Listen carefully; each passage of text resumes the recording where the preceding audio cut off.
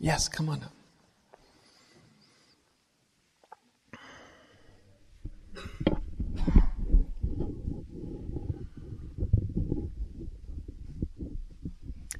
Good evening. You mentioned something about restlessness a couple of days ago, and I'd like to explore that a bit, and I have a few questions. Okay. I'd like, if you could indulge me with a little story to how I got there, how that resonated, restless. I was in a group in my 20s when I was around a spiritual master who called himself a Zen master, and I thought of him as such. And one of the people in the group went into a mental hospital, checked himself in, and I went to visit him. And we were playing chess, and he beat me.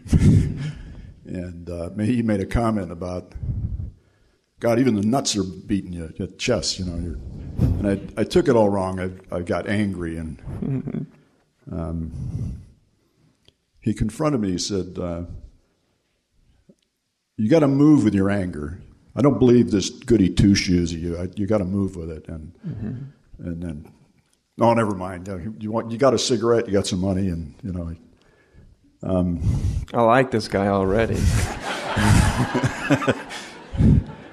Well, I left, and I couldn't even remember where the train was. I lost all direction, and that was like a 2-week odyssey where I went down to this farm where this Zen master was, and he sat with me all day and talked to me, and then talked to me the next morning.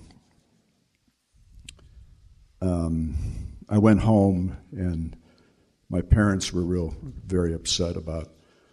The next door neighbor said I was disturbed. My mother was wondering why I was so mystical all the time. And, Yeah, I bet.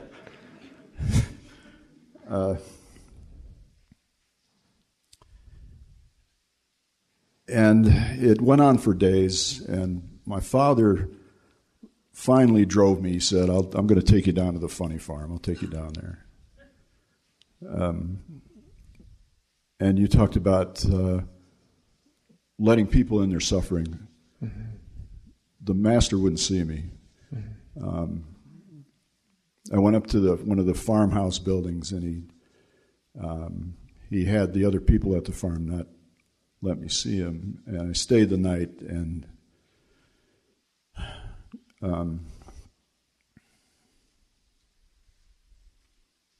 got on a bus the next day. Yeah.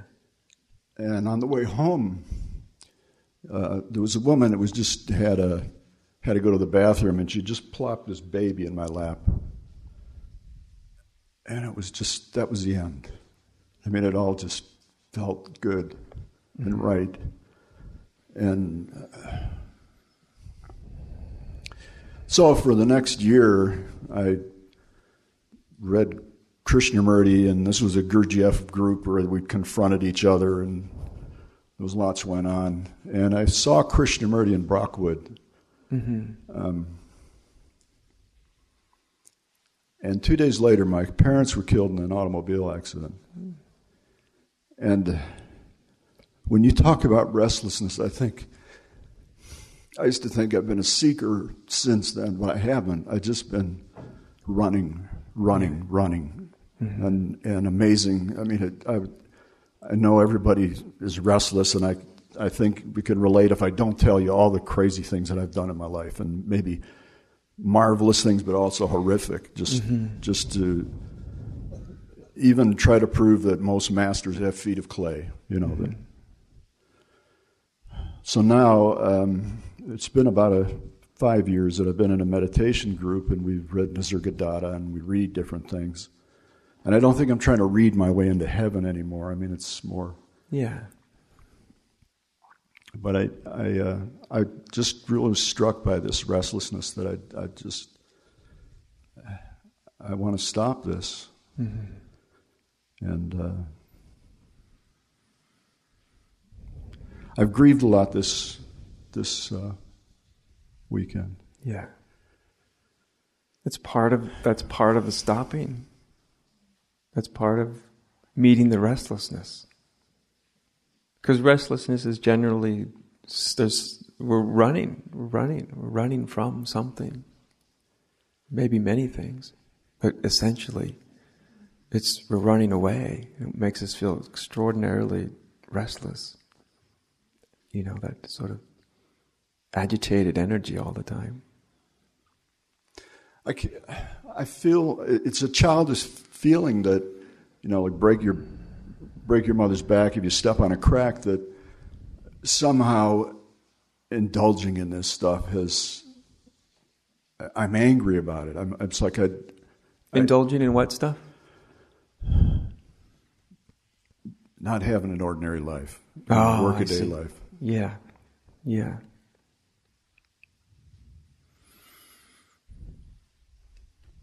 What are you going to do? Do this. Do you know? I'm angry for the life that I lived. Well, okay, you can do that forever, but hell, that ain't going to change 1 second, is it? And besides, that's just part of, moving.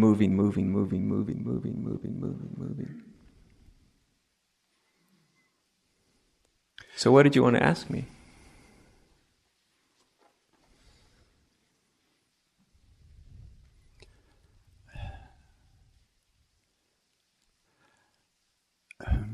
This spiritual master, this is getting to the question,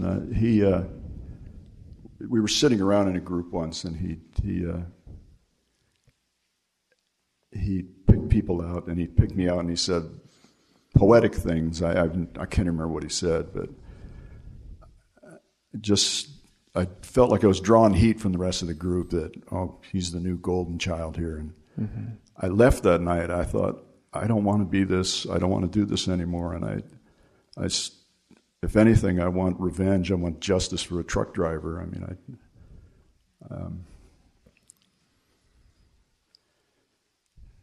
What did you want revenge for?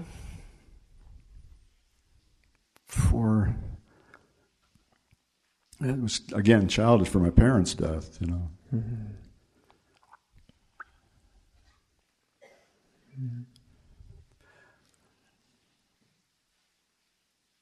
I guess what I wanted to ask him at the time was, what are you seeing,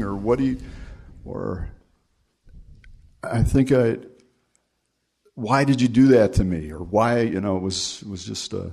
Oh, yeah. And I couldn't ask God. This is not like I believe that there's a God that you can ask like that, but here was somebody... Yeah. Who knows?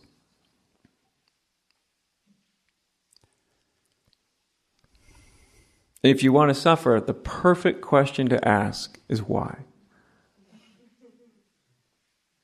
Do you know what I mean? And we think, if our minds think, if I get a good enough answer to why, then I can let it, rest. But in this situation, you'll never know why, but you'll know what happened. That I don't know why either.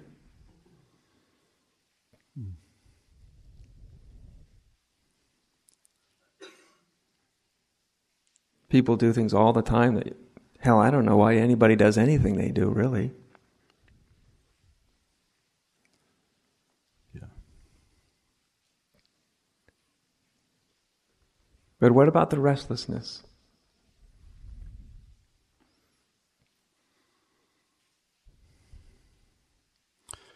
Well, after my parents died, I could just do crazy things. I went to China.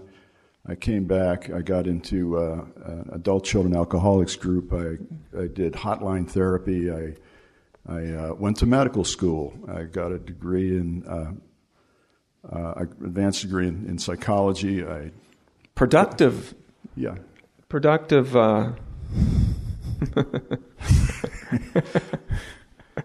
least you made the most out of it, in a certain sense. Yeah. But what I'm sensing in you is there's some way in which you're just kind of, it feels to me like you're done letting that energy just propel you all the time. Yeah, that's what I'm feeling in you. Like, gosh, it's just enough of of just moving, restless. Why can't I just, just stop? And the answer to that is, at least conceptually, it's quite simple. Experientially, who knows? But you just turn and you just face that restlessness. Just face the energy of it.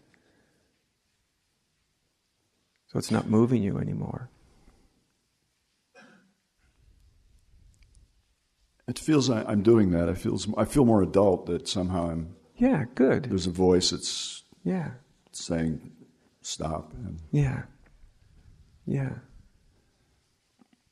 Thanks. I understand that. The first retreat I ever went to, when I was like a 21-year-old kid, I was just so excited. I mean, it was like Christmas and Halloween and birthday and everything all mixed together. I was so excited to be going to one of these like Zen retreats.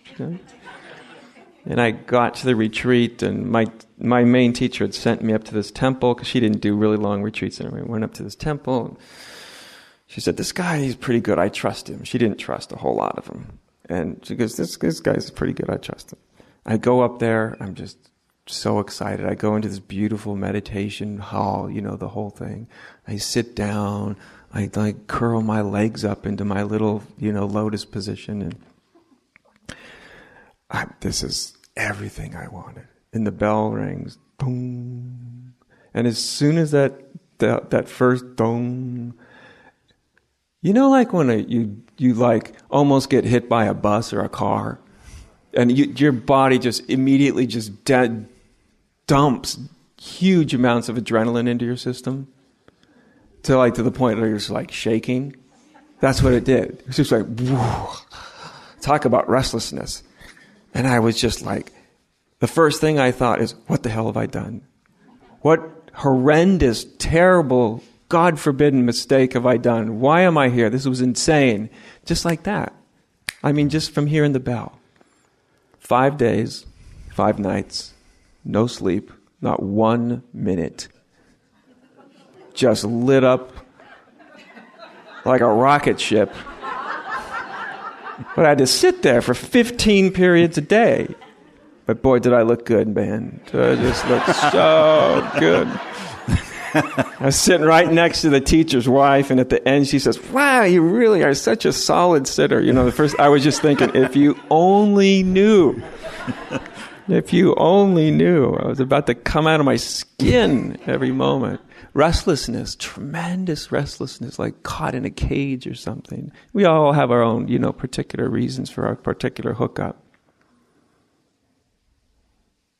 But, and by the way, the only way I got through that retreat, literally, this is true. People are probably going to laugh, but it's true, is I came up with a mantra on the second day. Because I was ready to bolt like every second. Like I could stay, I could leave, I could stay, I could leave, I could stay, I could leave. And I started saying this mantra, I'll never, ever, ever do this again. Never will I do this again. Never. And you would think just that thought would make you go, well, if I'm never going to do it again, why the hell am I staying, But somehow, something in like the deepest resource in my brain and my being, something just knew. The most important thing for you to do is just to stop. You've got to stay here. And it was literally like, it could have gone any way, like every minute. You ever been right on the edge of a decision and it could go either way? It was like that. It was night and day, night and day, night and day, night and day, night and day. For the whole 5 days, 5 nights. And it's all over the last day. I'm getting in my car, shut the door, turn the key. Can hear the gravel under the tires as I start to pull out. And the first thought I have is, I wonder when they're having another one.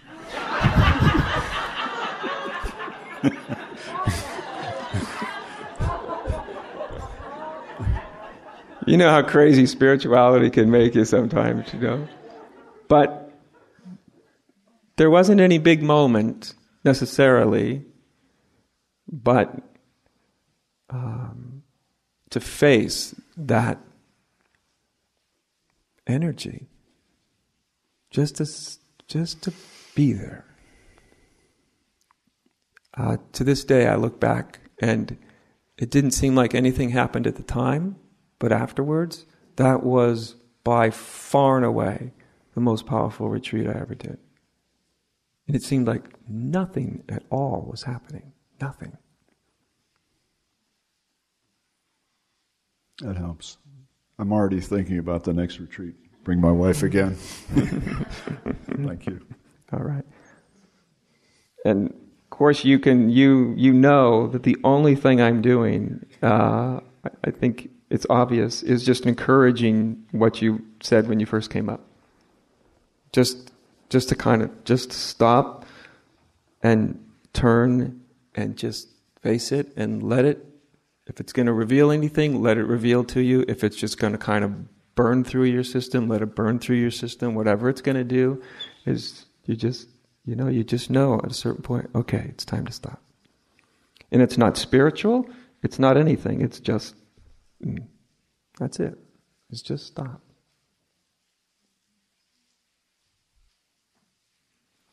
Come on.